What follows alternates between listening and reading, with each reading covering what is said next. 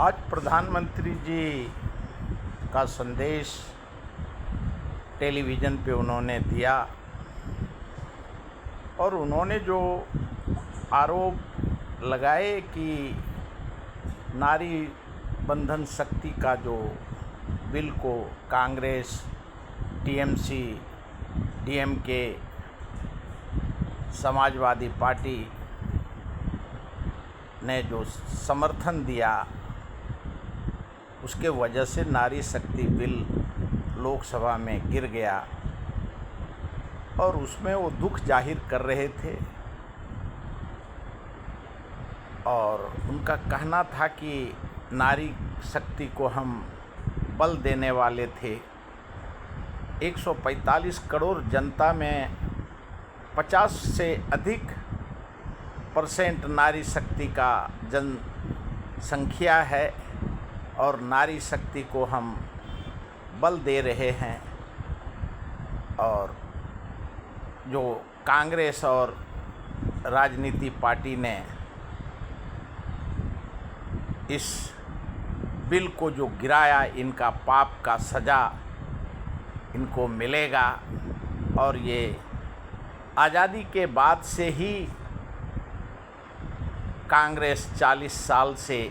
इस बिल को पास होने के लिए नहीं दे रहा है और इस पाप का ढिकरा कांग्रेस पे जाता है। और ये जो नारी शक्ति संशोधन बिल और संविधान संशोधन बिल जो केंद्र सरकार ने लाया था, उसको गिरा करके ये पाप का भागी होंगे और जनता इनको उचित सजा देगा। कल लोकसभा में समाजवादी पार्टी के अध्यक्ष अखिलेश यादव, डीएमके के मेंबर ऑफ पार्लियामेंट, टीएमसी के पार्लियामेंट मेंबर, शिवसेना के पार्लियामेंट मेंबर और कांग्रेस के प्रियंका गांधी, राहुल गांधी और सभी सदन में संपूर्ण चर्चा 21 घंटा तक चला। कांग्रेस ने, जो प्रियंका गांधी जी ने कहा कि आज़ादी के पहले से मोतीलाल नेहरू ने कांग्रेस संसदीय मीटिंग में कराची में महिला बिल को लाया था। बाद में आज़ादी के बाद जवाहरलाल नेहरू, इंदिरा गांधी, राजीव गांधी और मौजूदा सोनिया गांधी, मनमोहन सिंह जी नारी शक्ति बिल को सब दिन समर्थन दिया और उसका देन है कि 33% लोकसभा में कांग्रेस ने, राजीव गांधी जी ने उनको अधिकार दिया और पूरे देश में जो आज 33% महिला, चाहे वो सरकारी अधिक ऑफिस हो, जगह हो, ज़मीन हो, जंगल हो, जहाँ जितने जगह पे सभी जगह महिला को वो अधिकार, कहीं मास्टर है, कहीं मैनेजर है, कहीं टीचर है, कहीं किसान है, कहीं अधिकारी है, कहीं आईएएस है, कहीं आईपीएस है। और भारत का सबसे पहला प्रधानमंत्री इंदिरा गांधी बनी, सबसे पहला राष्ट्रपति कांग्रेस ने महिला को बनाया और हर जगह देश में महिला को बढ़ावा दिया। और आज भी सबसे ज़्यादा लोकसभा में टीएमसी का हो, कांग्रेस का हो, सबसे ज़्यादा महिला को टिकट कांग्रेस देती है। और टीएमसी जो आज लोकसभा में जो सवाल के जवाब दे रहे थे, सारे महिला सांसद ने सवाल किए। और उन्होंने पूछा कि आपने, भारतीय जनता पार्टी ने कितने राज्य के, 21 राज्य में इनके मुख्यमंत्री हैं, कितने राज्य में आपका मुख्यमंत्री महिला है, कितने राज्य में महिला एमएलए को, और केंद्र में जो सरकार है 240 एमपी है, उसमें कितने महिला को आपने टिकट दिया है। ये अखिलेश यादव ने इनसे पूछा है लोकसभा में ही। और महिला सशक्तिकरण का जो आज भारतीय जनता पार्टी और नरेंद्र मोदी जी सवाल उठा रहे हैं, और आज़ादी के बाद इन्होंने जो आरएसएस की पॉलिसी है, देश ने देखा कि आनंदू नाम का जो लड़का था, उसने जो अपनी आत्महत्या के वक्त बोल के उसने सुसाइड किया है, और जो मधुकेश्वर हो, सुब्रमण्यम स्वामी हो, और जितने लोगों ने आज सालों से आरोप स्वामी लगा रहे हैं, और बृजभूषण सिंह हो, और जितने प्रधानमंत्री जी के खासम खास हैं, सारे कर्नाटक में लोगों ने देखा। नारी शक्ति का सबसे ज़्यादा, अगर कांग्रेस का जो कहना है कि नारी शक्ति का अगर किसी ने दुरुपयोग किया है, तो 2014 के बाद एक निर्भया कांड के वजह से पूरा कांग्रेस का सरकार बदल गया। लेकिन आज 2014 से आज तक कितने बलात्कार, कितने हाथरस कांड, मणिपुर कांड, उन्नाव कांड, और हर जगह जिस तरीके से महिला के साथ महिला उत्पीड़न हुआ है, आज पूरा देश शर्मसार है। ये सवाल का जवाब लोकसभा में कल अरविंद सावंत ने भी उठाए थे, और जब उनके एमपी ने कहा, बृजभूषण सिंह का नाम लिया, तो उन्होंने कहा निशिकांत दुबे ने कि आदित्य ठाकरे का नाम लेना पड़ेगा। उसके बाद जो अरविंद सावंत ने कहा कि मैं एप्स्टीन का नाम लूं, बोलूं, मैं तड़ीपार का नाम लूं, मैं बोलूं, और पूरा सदन ने, कश्मीर से कन्याकुमारी तक के संसद ने कल 21 घंटे का जो चर्चा नारी शक्ति बिल पे हुआ, पूरा देश का जनता उसमें जवाब मांग रहा था। बिहार में 10-10 हज़ार दिए, और वोट लेने के बाद जिस प्रकार से उनके घर बुलडोजर से तोड़ दिए गए, और वहाँ पटना में हर जिला में जिस प्रकार से महिला उत्पीड़न और लड़की को मार दिया जा रहा है, उसका जवाब कांग्रेस जो बोल रही है कि उसका जवाब भारतीय जनता पार्टी को देने की ज़रूरत है। और आज पूरे देश में जहाँ जहाँ इलेक्शन है, सिर्फ इलेक्शन में वोट लेने के लिए पूरा देश समझ रहा है कांग्रेस का जो स्पोक्स पर्सन है, कांग्रेस का जो नेता हैं, कांग्रेस के जो member of parliament Priyanka Gandhi हैं, कि सिर्फ ये वोट की राजनीति के लिए जो नारी शक्ति बिल जब 2023 में ही पास हो गया है, वो भी भारतीय जनता पार्टी के सरकार में, तो अभी कौन सा आफत गिरा था कि ये बिल लाया गया। लेकिन संविधान 121वीं संविधान संशोधन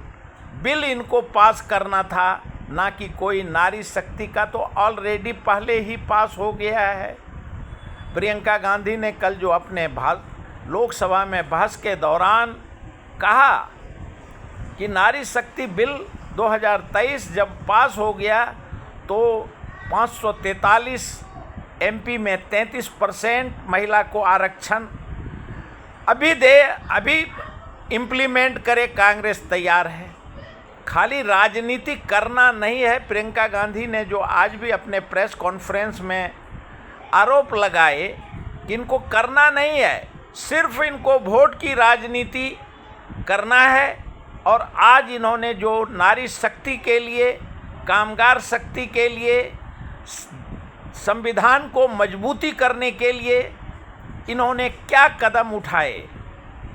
जिस प्रकार से कोरोना काल में जो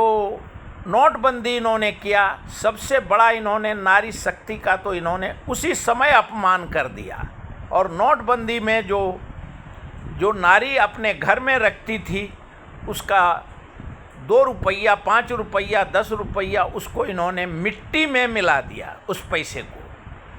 और नारी शक्ति का बात करने का भारतीय जनता पार्टी को कोई हक नहीं है, क्यों नारी को सबसे ज़्यादा अगर बलात्कार, और आज जो कल राहुल गांधी ने जो कहे कि एप्स्टीन में सबसे ज़्यादा भारतीय जनता पार्टी के लोगों का हरदीप सिंह पुरी और उनके नाम है, उन्होंने खुद से एक्सेप्ट किया है। ऐसे एप्स्टीन का मामला हो, महाराष्ट्र में कैप्टन खरात का मामला हो, पूरा विश्व देख रहा है कि नारी का क्या सम्मान भारतीय जनता पार्टी के सरकार में हो रहा है। पूरे देश में नारी शक्ति का जो अवहेलना 70 साल में नहीं हुए, और वो अवहेलना आज 12 साल से हो रहे हैं। राहुल गांधी जी ने कहा कि हम भी विवाहित नहीं हैं और प्रधानमंत्री जी भी विवाहित नहीं हैं, तो एक दूसरे का दर्द दोनों जानते हैं। तो जब लोकसभा और प्रतिपक्ष नेता ही कुमारे हैं तो इनको नारी शक्ति का क्या एहसास होगा। आरोप प्रत्यारोप तो मधु किश्वर लगा रही हैं, सुब्रमण्यम स्वामी जी लगा रहे हैं, उसका जवाब भारत के प्रधानमंत्री को देने की ज़रूरत है। आज कश्मीर से कन्याकुमारी तक नारी शक्ति को जिस प्रकार से चीरहरण हुआ, 70 साल में नहीं हुआ उतना चीरहरण कांग्रेस जो आरोप लगा रही है, उतना चीरहरण उनका उतना बदनाम, और सिर्फ नारी शक्ति को किया, जो नारी को बल दिया था। आज पूरे भारत में कांग्रेस ने 70% लोगों को आय से अधिक आमदनी में ले करके 70 साल में गया था, जिसको प्रधानमंत्री जी 5 किलो राशन 11 साल में जो दे रहे हैं, 80 करोड़ जनता को 5 किलो राशन के लिए मुहताज कर दिया। आज नारी शक्ति सरकारी नौकरी नहीं होने से